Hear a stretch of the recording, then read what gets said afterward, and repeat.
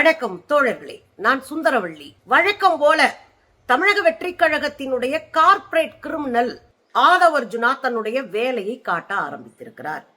தோல்வி பயத்துல புதிய புதிய நாடகங்களை அரங்கேற்ற ஆரம்பித்திருக்கிறார். அவங்க வச்சே கண்ணாடி செல்கள்லாம் தூக்கி எறிஞ்சு பெண்களை மிரட்டுற மாதிரி மிரட்டி அதை வச்சு ஹாஸ்பிட்டல் நாடகத்தை நடத்தி ஒரு பெரிய சீனவே ராத்திரி முழுக்க கிரியேட் பண்ணியிருக்காரு.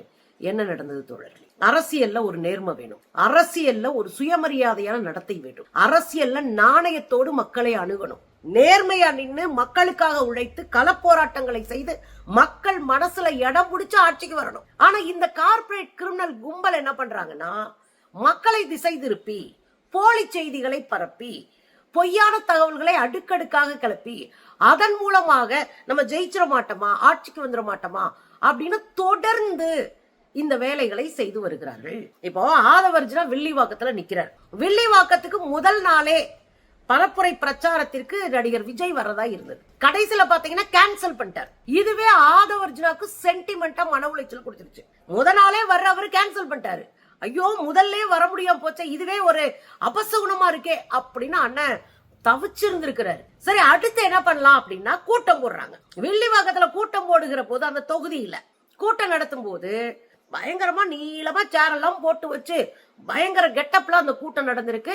நிறைய தலைவர்கள் அந்த கூட்டத்துல பங்கெடுக்கிறாங்க. அந்த கூட்டத்துல பாத்தீங்கன்னா பாதி சேரு காலி சேரா இருக்கு. இது ஒரு பதற்றத்தை உண்டு பண்ணிருக்கு. ஆதவர்ஜுனா போன்றவர்களை பொறுத்தவரையும் ஒன்றை ஞாபகம் வைங்க, பணத்தால் எதையும் செய்து விடலாம், போலி செய்திகளை பரப்புவதன் மூலமாக எதையும் சாதித்து விடலாம் என்று நம்பக்கூடிய கார்ப்பரேட் கிரிமினல்ஸ். எனவே இந்த இடத்துல பாக்குற மொத்தமா சேர் காலியா கிடக்கு, ஆள் இல்ல, பெரிய அவருக்கு வரவேற்பு இல்ல, அவரை பார்க்க கூட 10 பேர் வரல. பாருங்களேன், எதுவுமே நடக்கிறது இல்லை. ஏன்னா எம்ஜிஆருக்கு அப்புறம் நம்மளுடைய தாய்மார்கள் நம்புறது நம்மளுடைய தலைவரை. இப்பதான் அவருக்கு என்ன பண்றதுன்னு தெரியல. நீங்க நாடகத்தெல்லாம் நடிக்கணும்னா ஆதவர்ஜுனா தான் கேட்கணும். செவாலியர் சிவாஜிக்கே டஃப் கொடுக்கிற ஒரு ஆளு போட்டார்னா பயங்கரமா அப்படின்னு நடிப்பு போடுவாரு. அவர் நேத்து ஏற்கனவே ஒரு வேலையை பார்த்திருக்கிறார். ஆனா நாஞ்சல் சம்பத் பேசிட்டு இருக்காரு. அந்த சமயத்துல திடீர்னு எங்க இருந்தோ ஒரு கண்ணாடி பாட்டிலோடைய அடிப்பகுதி, அந்த வட்டமா இருக்கிற அடிப்பகுதி விழுது. 2-3 கண்ணாடி சீல் கூட்டத்துல விழுகுது. கூட்டத்துல விழும்போது அவர் பேசிக்கிட்டே இருக்காரு. கூட்டத்துல விழுந்தோடனே மக்கள் கீழே பாக்குறாங்க, கண்ணாடி சில்லு, அதுல ஒரு அம்மா மிதிச்சுட்டாங்க, அவங்களுக்கு லேசா காயம். அதெல்லாம் எடுத்து கையில வைக்கிறாங்க. அண்ணன் பேசிக்கிட்டே இருக்கிறார். கையில வச்சு அதை காமிக்கிறாங்க, இதை எரிஞ்சிட்டாங்கன்னு.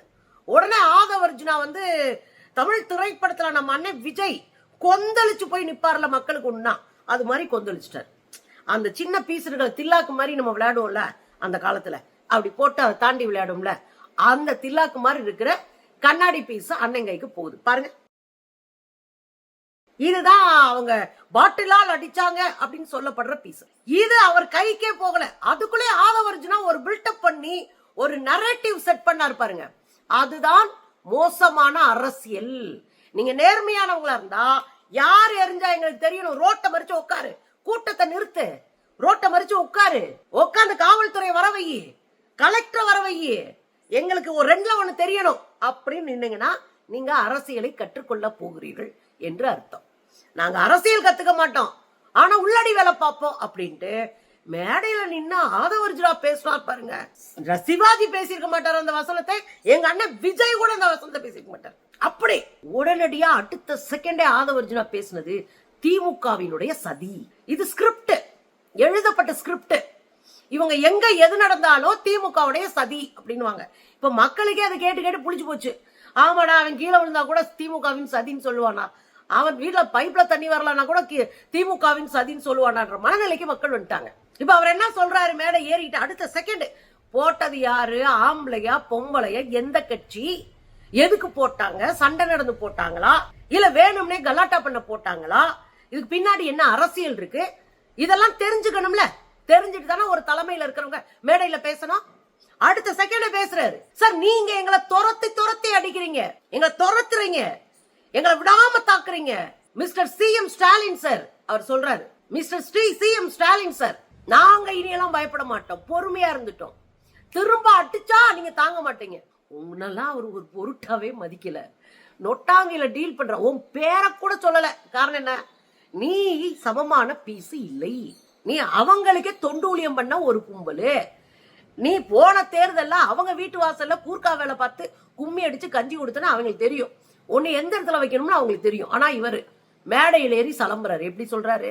சிஎம் சார் இவங்க குரூப்புக்கே சொல்லி கொடுத்துருப்பாங்க. உங்களுக்கு எழுதப்படாத ஒரு ஸ்கிரிப்ட் இருக்கு.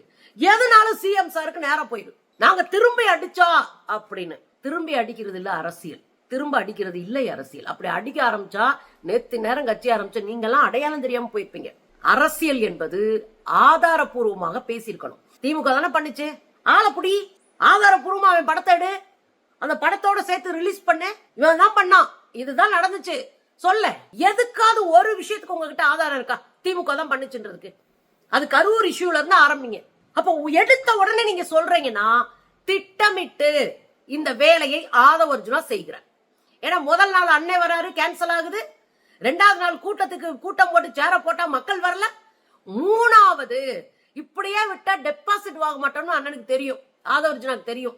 அதனால அவர் என்ன பண்றாரு, ஒரு டிராமாவை செட் பண்றாரு. அந்த டிராமா தான் இந்த டிராமா அப்படின்னு தான் மக்களும் பல ஊடகங்களும் காணொளி வெளியிட்டு இருக்காங்க. இது திட்டமிட்ட டிராமா அப்படின்னு. சரிங்க, பாட்டில வந்து விழுந்துருச்சு, எல்லாம் பண்ணியாச்சு. உடனே அண்ணன் மேடல சொல்றாரு, இவங்களை பிடிக்கலன்னா இந்த இடத்தை விட்டு நான் நகல மாட்டேன், இங்கேயே உட்கார்ந்து இருப்பேன். முதல்ல உங்க கட்சி பெண் பாதிக்கப்பட்டிருக்காங்க, அவங்களுக்காக இறங்கி வந்து ஹாஸ்பிட்டல் கூட அவங்களை அனுப்பல. கடைசி வரை உட்கார்ந்து கூட்டத்தை முடிச்சுட்டு தான் கீழே இறங்கிருக்கீங்க. அப்போ உங்க நோக்கம், உங்க அரசியல், உங்கள் தேர்தல் பணி, உங்கள் தேர்தல் பயணம், உங்கள் தேர்தல் வெற்றி, இதுதான் உங்களுக்கு முக்கியம். கீழே அடி வாங்கிட்டு இருக்கிறவங்க உங்களுக்கு முக்கியமே இல்ல. டப்புடும் பொதுக்கூட்டத்தை நிறுத்திட்டு பெருசா ரோட்டை மறிச்சு கொண்டு போயிருக்கணும்ல. ஏன் போகல? சிக்கனம்லாம் சிதைச்சிருவாங்கன்னு உங்களுக்கும் தெரியும். அதனால நீங்க நாடகத்தை போட்டீங்க. சரி, இங்கதான் இந்த நாடகம் நடந்துச்சுன்னா ஹாஸ்பிட்டல் போயிட்டாரு. ஹாஸ்பிட்டல் போய் என்ன பண்றாங்க, 25,000 ரூபாய் டிஃபன் சாப்பிட கொடுக்குறாரு. இந்த பாதிக்கப்பட்ட பெண்களான 2 பேருக்கு 25,000 ரூபாய் டிஃபன் சாப்பிட்டுக்கோங்க அப்படின்னு. சம்பந்தமே இல்லாம இருக்கே. டிஃபன் ஒரு 500 ரூபாய்க்குள்ள சாப்பிட்டு முடிச்சிடலாம். அது என்ன 25,000? சரியா படலையே. சரி இருக்கட்டும். ஒரு சின்ன காயம், அவங்க கண்ணாடி மிதிச்சிருக்கிறாங்களா, அதனால காயப்பட்டிருக்கு. பக்கத்துல இருக்கிற பெரியார் நகர் GH கூட்டிட்டு போய் அவங்க கட்டெல்லாம் போட்டு அதெல்லாம் ஃபர்ஸ்ட் எய்ட் எல்லாம் பண்ணி, ஒண்ணு இல்லைங்க ஒண்ணும் இல்லை அப்படின்ட்டு மாத்திரை மருந்தெல்லாம் கொடுத்து அனுப்பிட்டாரு. உடனே இவர் போயிட்டாரு. கூட்டத்தை முடிச்சுட்டு போனவரு, ஐயோ நாங்க அப்படிலாம் போக மாட்டோம், நீங்க ஒரு விஷயத்த கேஸ் ஆக்கணும்னா அங்க தங்கி உள் நோயாளியா நீங்க அங்க பதிவு பண்ணணும், அப்பதான் அதை கேஸ் ஆக்க முடியும். உடனே இவர் என்ன பண்றாரு, 25,000 கையில கொடுத்துட்டு, அப்படிலாம் நம்ம வெளியே போக முடியாதுங்க, விஜய் சார் கிளம்பி வந்துட்டு இருக்காரு, அவருக்காக அவர் வர்ற வரைக்கும் இவங்க இருக்கணும் அப்படின்னு ஒரு பிட்ட போடுறாரு. உடனே உள்ளேயே இருக்க வைக்கிறாங்க. டாக்டர்கிட்ட தனியா போய் பேசுறாரு. பேசி இவருங்க இருக்க வைக்கணும்ன்றாங்க. அவரை வெளியே உட்கார வச்சிருக்கிறாங்க சேர்ல. பாருங்களேன் அந்த 25,000 கொடுத்த காட்சியை.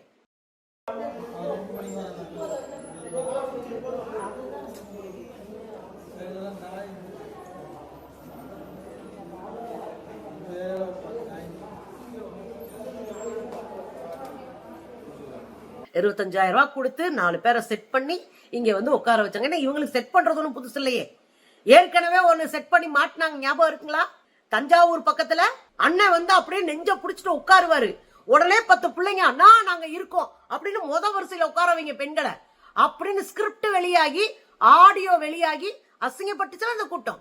சோ நாடகம் நடத்துவது ஒண்ணு இந்த கூட்டத்துக்கு புதுசு கிடையாது. இது மாதிரி பல நாடகங்கள் நடத்திருக்காங்க. ஏற்கனவே வடசென்னையில இதே போல ஒரு டிராமா பண்ணாங்க, ஞாபகம் இருக்குங்களா? வடசென்னையில வீடு வீடா போய் என்ன பிரச்சனை என்ன ஏன்னு கேக்குறாங்க. அங்க இருக்கிற மக்களுக்கு இந்த தாவேக்காவுக்கும் பிரச்சனை வருது. உடனே டக்குன்னு அங்க இருக்கிற அமைச்சர் தான் இந்த வேலையை பார்த்துட்டாரு அப்படின்னு சேகர்பாபு அவர் மேல ஒரு பழியப்பட்டாங்க.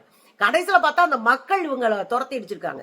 இன்னும் சொல்ல போனா இவங்க தான் அவங்களை அடிக்க போயிருக்காங்க. அந்த வீடியோ மறுநாள் வெளியாகி இவங்க வேலையெல்லாம் அம்பலப்பட்டு அவமானப்பட்டாங்க. அப்ப தொடர்ந்து அரசியல் செய்வதற்கு பதிலாக, அரசியலாக மக்களை வென்றெடுப்பதற்கு பதிலாக, கட்சியினரை வென்றெடுப்பதற்கு பதிலாக நாடகங்களையே அரங்கேற்றி கொண்டிருக்கிறது இந்த கும்பல். அந்த நாடகத்துல ஒண்ணுதான் இன்னைக்கு காலில் வந்து கண்ணாடியை போட்டு அடிச்சிட்டாங்க, கண்ணாடி பாட்டில் அடிச்சிட்டாங்க, கண்ணாடி துண்டை வீசிட்டாங்க அப்படின்னு இவ்வளவு பெரிய பிரச்சனையாக்கி அதுக்கு 25,000 ரூபாய் செலவழிச்சு டிராமாவா அரங்கேற்றி இருக்கிறார் தம்பி ஆதவர்ஜுனா. காவல்துறை தமிழ்நாட்டுல தான் படபடன்னு வேலை வைப்பாங்கல்ல, அடிச்சு எங்க இருந்துடா வந்து என்ன ஏதுன்னு பொடிச்சா 2 பேர் மாட்டுறானுங்க சின்ன பசங்க. அந்த 2 பேரை பிடிச்ச, ஏன்னா அப்படியே தூக்கிட்டு போய் போலீஸ் வேன்ல உட்கார வச்சு உள்ள தள்ளுறாங்க. அந்த 2 பேரை விசாரிக்கிறாங்க. அவங்க 2 பேரும் யங்ஸ்டர்ஸ், ஒரு 20-22 வயசுக்குள்ளதான் இருக்கும் அந்த பசங்களுக்கு. ஆனா என்ன ஊடகங்களை வருது, ஸ்பார்க் மீடியால நான் பார்த்தேன். அவங்க என்ன போட்டிருக்காங்க, இவங்க 2 பேருமே தாவேகாவை சேர்ந்தவர்கள். ஆனா என்ன பரப்பப்படுது, இவங்க எல்லாம் திமுகவை சேர்ந்தவர்கள், இவங்க எல்லாம் சேகர் பாபுடைய தொண்டர்கள், சேகர் பாபு போட்டோவை வச்சிருந்தாங்க அப்படின்னு போலி நியூஸ் கார்டை போட்டுக்கிட்டு இருக்கானுங்க. முதல்ல அவங்களை எல்லாம் காவல்துறை கண்காணிக்கணும், உடனடியாக அவர்கள் மீது நடவடிக்கை எடுக்கணும். ஒரு அரசு மேல, ஒரு அரசினுடைய முக்கியமான அமைச்சர்கள் மேல இது மாதிரி போலி நியூஸ் கார்டை பரப்புவது ஜனநாயக விரோதம். தேர்தல் காலத்துல பறக்கும் படை, அந்த படை, இந்த படையெல்லாம் என்ன பண்றீங்க? முதல்ல இப்படி தப்பான விஷயத்தை பரப்புறவங்கள கைது பண்ணுங்க, அப்பதான் நாளைக்கு தப்பா போட மாட்டான். ஆக மொத்தம் கைதா இருக்கிற 2 பேரும் தாவேகாரனா. இது திட்டமிட்டு கட்டமைக்கப்பட்ட சமையான நாடகம். இது நாடகம்ன்றது இன்னொன்னு சொல்லவா, இந்த ஹாஸ்பிட்டல்ல ஆதவர்ஜுனா போறாரு. போன உடனே அவர் சொல்றாரு, ஆம்பளைங்க எல்லாம் பின்னாடி போ, பெண்கள்லாம் வாங்க. நிறுத்தி போட்டோ ஷூட் நடக்குதுங்க. போட்டோ ஷூட் நடத்துறாரு. அப்படியே கேமராவை கொடுக்கறாங்க, வீடியோ எடுக்கிறாங்க, எல்லாரும் இது பண்றாங்க. இதுல நான் ஒரு போட்டோ அனுப்புறேன், முதல்ல இந்த வீடியோ பாத்துருங்க.